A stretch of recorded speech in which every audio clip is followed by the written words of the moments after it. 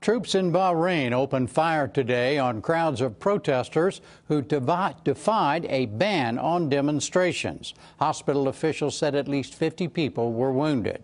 It came a day after a government crackdown in the Persian Gulf Kingdom, where the U.S. Navy's Fifth Fleet is based. We have a report from Jonathan Rugman of Independent Television News. A warning, some of the images are disturbing.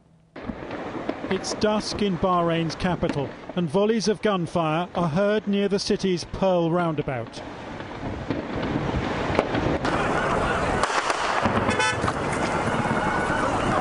Government forces have been shooting at anti-government demonstrators. Eyewitnesses and a doctor telling us that one man was shot in the head. One bullet! I see his head bleeding! Well, I swear, bleeding! What happened? Where is USA? Where is the British? They shoot us bullets, not tear gas. No way. Bullet live. The regime here is acting as if it is fighting for its very survival. Calls by its allies for restraint falling on deaf ears. Earlier, Bahrainis in their thousands came to bury their dead from yesterday's early morning attack by government forces. It was part funeral and part protest. Bahrain's Shia majority calling for the Sunni king to be thrown out. We don't want this king. We want your freedom. We want a true parliament. A true parliament. We are a peaceful people. They're chanting "down, down with the regime," the same chant that we heard in Egypt. They're calling this a revolution, and they say it won't stop until they're listened to. And like Egypt, Bahrain is locked in a showdown with its own people. Age-old tensions in danger of spilling over into what Bahrain's foreign minister has called a sectarian abyss. Wrapped in the national flag is the body of Ali Al-Moumen, just 22, shot dead in the early hours of yesterday. We found his father saying goodbye to his son. The king has broken his pact with the people, he told me.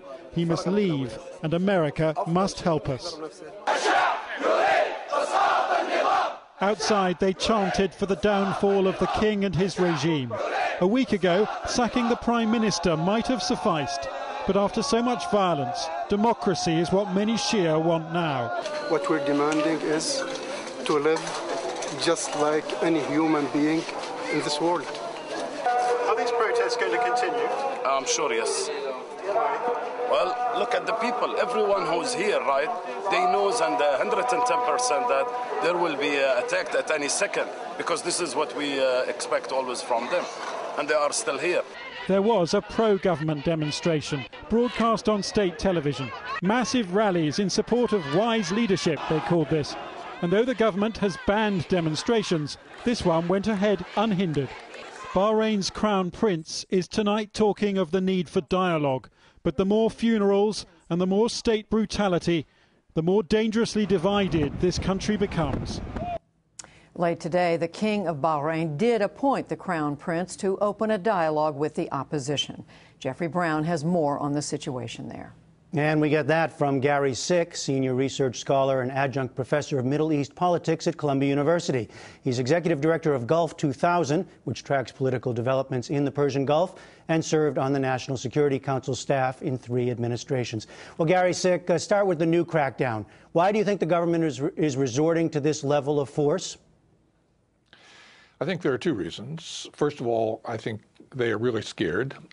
There is a battle within the administration itself, within the royal family, with hardliners such as the prime minister, who is the uncle of the king, taking a completely hard line, and the king himself apparently not so willing to do that.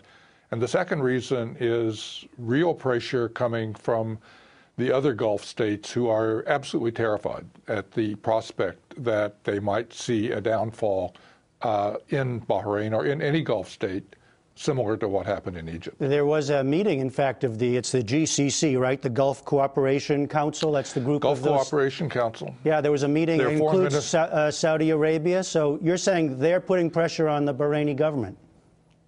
I think so. They called, as soon as these broke out, these demonstrations, they called an emergency meeting of the foreign ministers in Manama, in Bahrain itself, and they came there.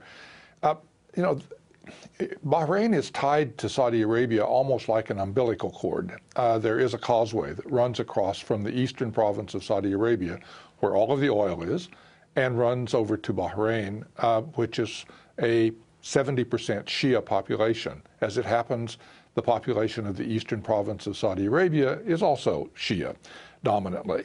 And I think the Saudis are really frightened that the kinship relationships between the Shia in Bahrain is going to spill over that causeway and affect the Shia in their country. I think they're offering Bahrain anything that they need to put a stop to this. So when you think now about the potential effectiveness of these new strong-arm tactics, I guess the question is, how strong is the opposition in turn? Can they stand up to this?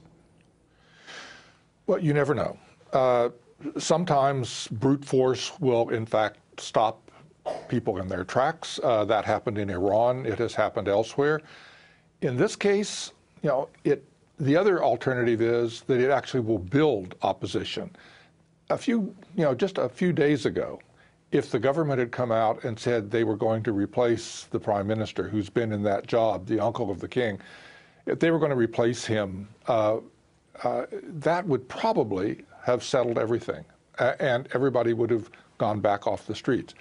Today, after the shootings and the brutality, and these are really brutal attacks. They have people attacking the square when children and women are asleep in their tents, firing bullets at them from short range. This is really brutality, and I don't think that the government of Bahrain is going to get away with this. I think they have really fouled their nest in such a way that it's going to be very hard for them to live there. Now, as we heard, President Obama called for restraint. The Fifth Fleet, of course, is based there. Given our presence, how much influence does the U.S. have there? I think the U.S. has relatively little. I don't think anybody's paying a lot of attention to our words at this point, actually any much more than they were in Egypt. We may have in Egypt we had some restraining power as far as the military was concerned. In Bahrain, you know, I'm not sure who has authority, because the king yesterday he issued a statement through the Crown Prince saying that the army should get off the streets, and they didn't. He's the commander-in-chief of the armed forces. Who are they listening to? Who is actually in charge here? It's pretty clear that the king was not at least very happy about this brutality, and he seems to be losing the battle. So there are multiple battles going on at the same time. Well, and briefly, that leads to the last question, because just today the king asked the Crown Prince to start what he called a national dialogue with all parties. But you're suggesting it's just really not clear who would be in charge of that or who would participate. Or what they're prepared to offer.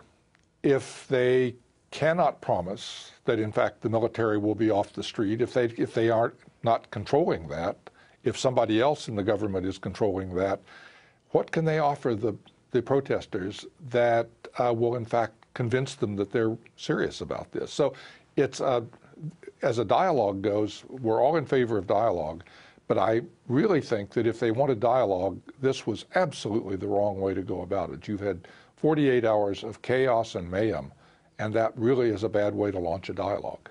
All right, we'll leave it there. Gary Sick, thank you very much. Thank you.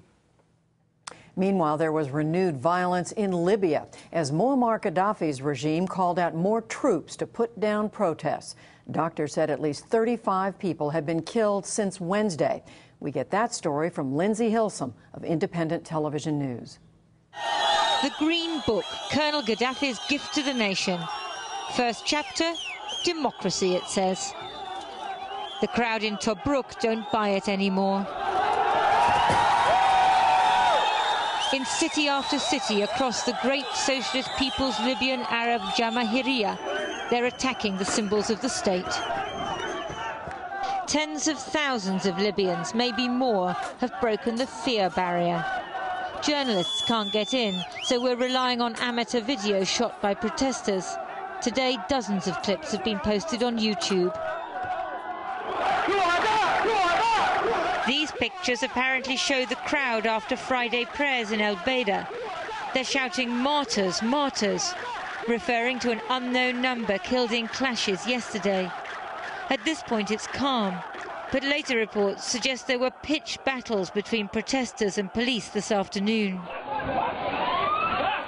An ambulance arrives at Al Beida Hospital. A man I spoke to there on the telephone said 500 injured people had been admitted, 10 of them with serious bullet wounds. He said there weren't enough medicines or doctors, and that today's wounded were policemen hurt in running battles with the protesters. Ajdabia, another tumultuous city. These are not Gandhi-esque proponents of civil disobedience, but young men seemingly determined to take on the security forces. Such scenes have been repeated in half a dozen towns, including Libya's second city, Benghazi.